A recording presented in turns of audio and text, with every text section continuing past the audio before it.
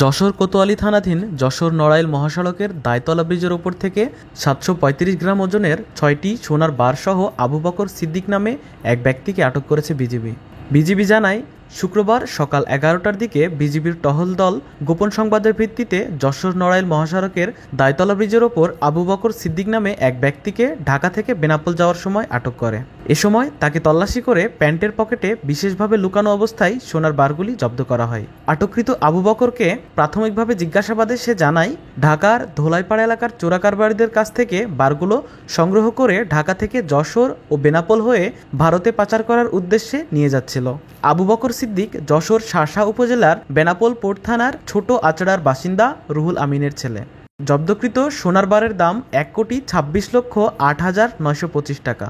আটককৃত আসামির বিরুদ্ধে মামলা দায়েরের মাধ্যমে তাকে যশোর কোতোয়ালি মডেল থানায় হস্তান্তর করা হয়েছে।